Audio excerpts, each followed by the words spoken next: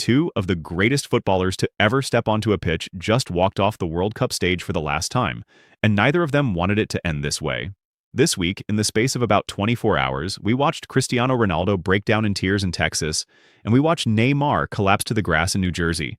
Both of them are done with the World Cup. But here's the question nobody's actually answered yet. Are they really retired? From everything? From the national team? Or is this just the media running wild with a moment that got emotional? Stick around, because we're going deep on this one. We're going to break down exactly what each of them said, word for word, moment by moment. We're going to look at what they actually achieved across their careers, the trophies, the records, the heartbreak. And by the end of this video, you're going to know exactly where Ronaldo and Neymar stand, and why this moment matters so much more than just two players getting older. Let's get into it. If you've been anywhere near football social media in the last 2 days, you already know something historic happened at this World Cup. We are watching the guard change in real time. Two of the biggest names of the last 20 years of the sport.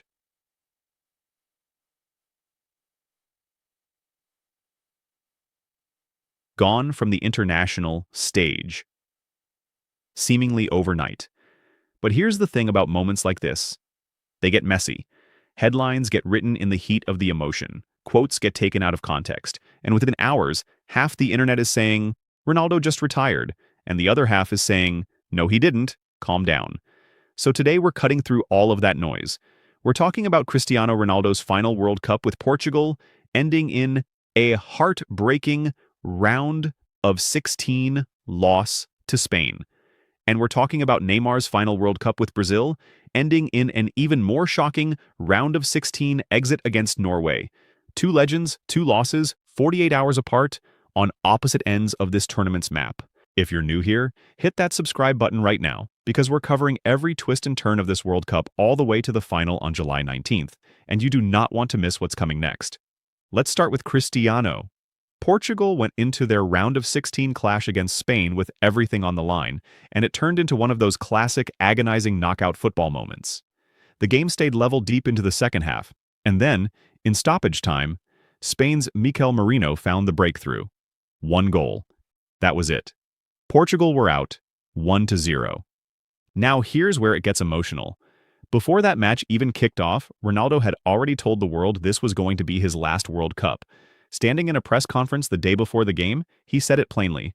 This would be his final World Cup, and he was hoping the next day's match wouldn't be his final game in the tournament. You could feel the weight of that sentence. A 41-year-old man, 6 World Cups into an incredible career, admitting out loud that the sand was running out. And then it happened. The final whistle blew, Spain moved on to the quarterfinals, and Ronaldo stood there in the stadium, visibly emotional, wiping his eyes, applauding the crowd one last time before disappearing down the tunnel with the canción.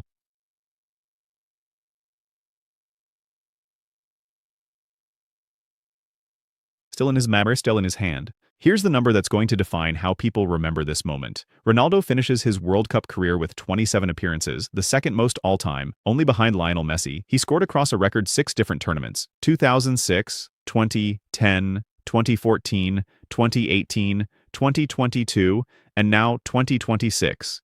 Something absolutely nobody else in football history has done. But the one thing he came here to win, the one trophy that's eluded him. His entire career still isn't in his cabinet. So after the game, reporters obviously asked him the question everybody wanted answered. Is this it? Are you done with the national team completely? And this is where things get interesting, because his answer was a lot more careful than the headlines made it sound. He said he doesn't make decisions in the heat of the moment. He said now wasn't about that, it was about the team. He confirmed very clearly that his World Cup career was over. But he stopped short, deliberately, of saying he was walking away from the Portugal national team altogether. That's a massive distinction, and it's the whole reason this "is he retired" debate exists in the first place. Ronaldo confirmed the World Cup chapter is closed. He did not confirm that he's done wearing the Portugal shirt entirely. There's still a very real chance we see him play in Nations League matches or Euro 2028 qualifying before he eventually steps away for good. And here's another twist. Portugal's manager announced he's stepping down after this loss, calling it the end of a cycle for the team. So there's a leadership change happening in Portugal at exactly the same moment as this Ronaldo uncertainty, which only adds more fuel to the "what happens next" conversation. One more thing worth mentioning, Ronaldo is still under contract with his club through 2027, so even in the most dramatic version of this story, where he never plays another international match again, he's still going to be out there playing professional football at the club level for at least another season. Retirement, in the full sense of the word, is not the story here. A World Cup career ending is the story. Now let's talk about Neymar, because this one hits differently, and honestly, it's a lot more clear-cut. Brazil walked into their round of 16 match against Norway as one of the tournament favorites. Norway were the feel-good underdog story of the whole competition, and their captain has been in absolutely unstoppable form.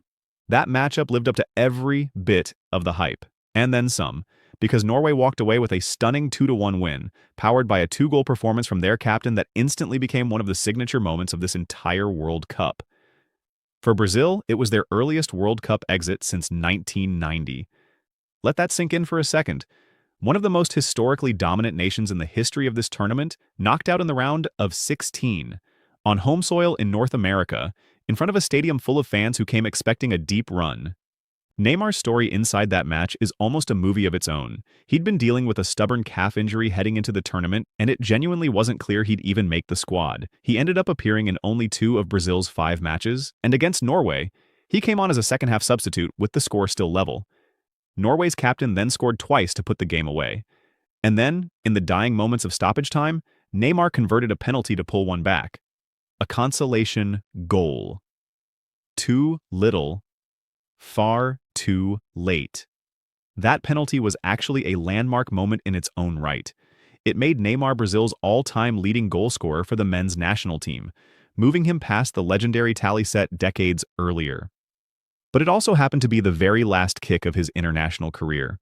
Because immediately afterward, in the mixed zone, with tears streaming down his face, Neymar didn't hedge. He didn't leave the door open the way Ronaldo did. He said it plainly. It's over, he tried. He started his international career at that exact same stadium back in 2010. And now he's finishing it there too. That's about as unambiguous as a retirement announcement gets. Neymar didn't just close the door on World Cups, he closed the door on Brazil duty entirely. No caveats, no I'll think about it no leaving room for a Nations League cameo down the road. He's done. Okay, so here's the actual answer to the question in the title, laid out clean. Neymar is retired from international football. Full stop. He confirmed it himself, in the moment, with no ambiguity.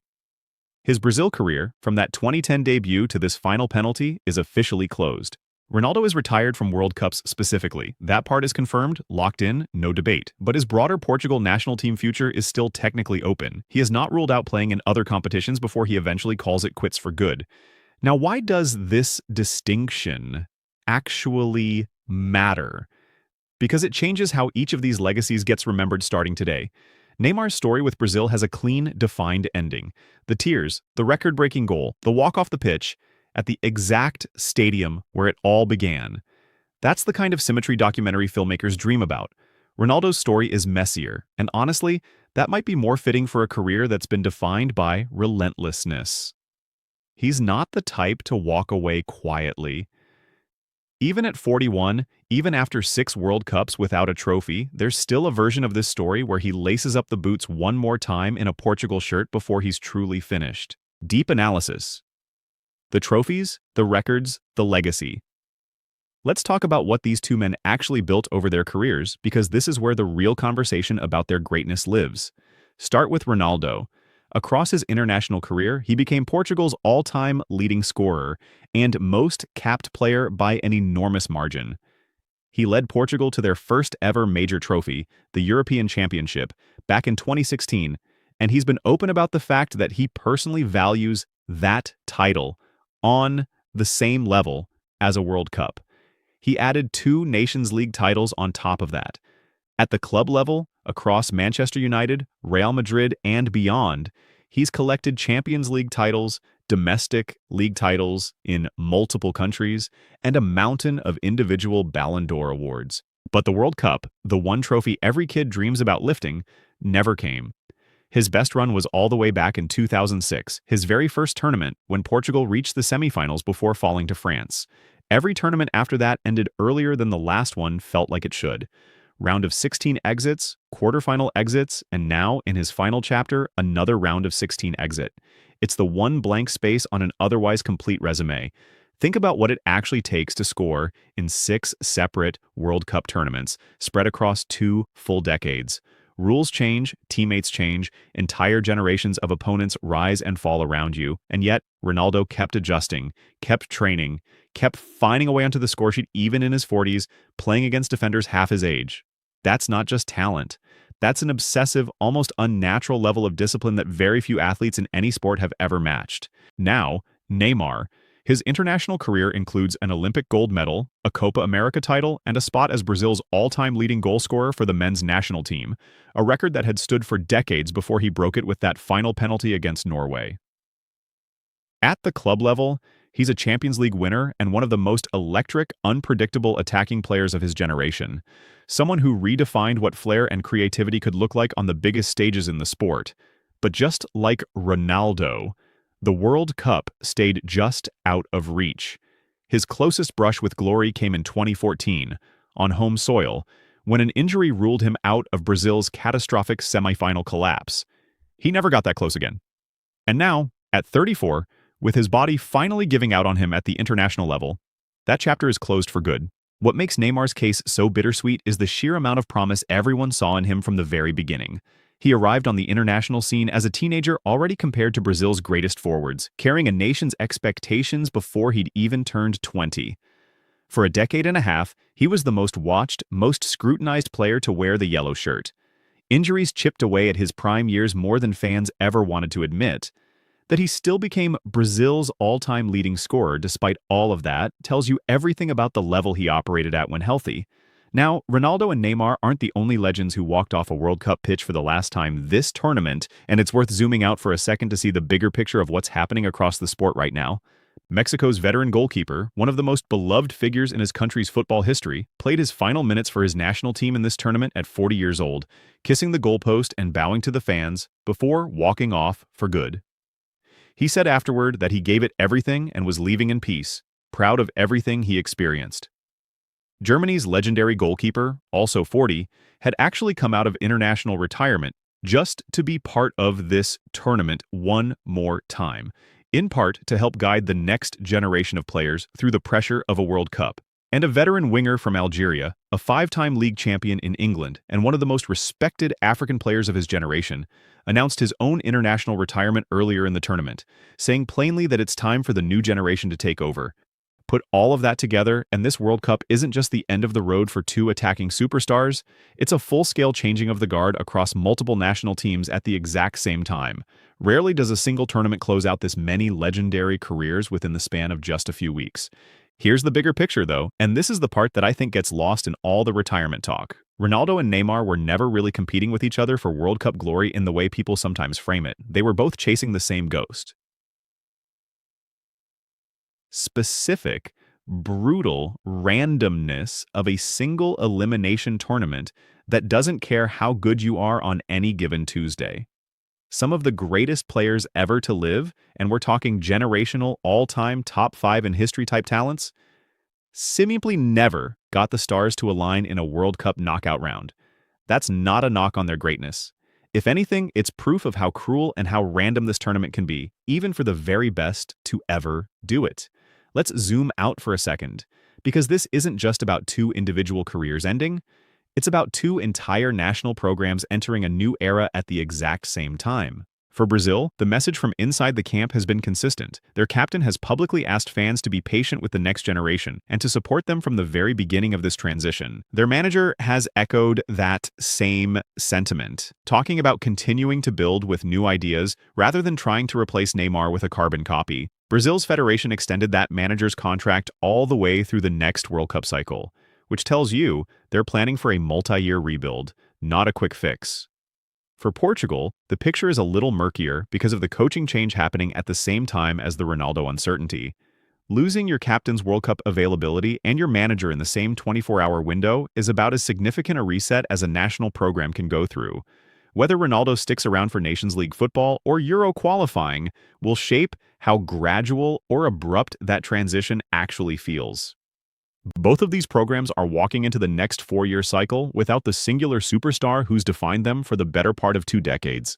That's uncharted territory for a whole generation of fans who have literally never watched a World Cup without one of these two names on the team sheet.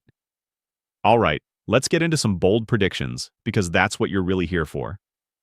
Prediction number 1, Ronaldo does not play another World Cup, obviously, but I do think we see him in a Portugal shirt at least one more time, likely in a farewell-style match or early in Nations League play, before he steps away from international football entirely. The emotional pull of getting a proper send-off in front of home fans is too strong for either him or the Federation to pass up. Prediction number 2, Neymar's retirement sticks. Full stop, no reversal. Unlike some legends who've walked back international retirements before, the way he described this moment, the symmetry of starting and finishing at the same stadium, the tears, the finality of his words, this reads like a man who has genuinely made peace with the ending. Prediction number 3. Within the next 12 months, we're going to see both Brazil and Portugal officially crown new attacking leaders for this next cycle. The names are already emerging in these squads, and whoever steps into that void is about to inherit an enormous amount of pressure and opportunity at the same time. And prediction number 4. Just to end on something fun. Years from now, when we look back at this exact World Cup, this 24-hour stretch of Ronaldo and Neymar walking away is going to be remembered as one of the defining bookends of an entire football generation, right up there with any trophy lifted this summer. Outro. So there you have it, the real, complete story behind the Ronaldo and Neymar World Cup farewell. Neymar's international career is officially, unquestionably over. Ronaldo's World Cup career is done, but his Portugal story might still have one more chapter left to write. Two of the greatest to ever play this game, walking away from the World Cup without the one trophy they wanted most. And somehow, that makes their careers even more human, even more relatable, even more unforgettable.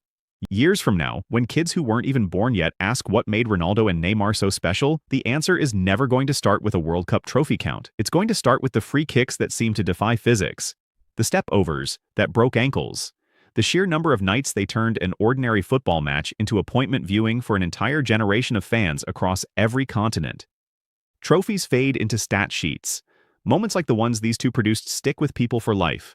That's the real legacy, and no early exit can take that away from either of them. If this video gave you the clarity you were looking for, smash that like button, and if you haven't already, subscribe right now, because we've got quarterfinal previews, dark horse breakdowns, and full predictions all the way through the final on July 19th coming your way. Drop a comment down below with your own message to Ronaldo and Neymar. What do these two GOATs mean to you? I'll be reading every single one. We'll see you in the next video.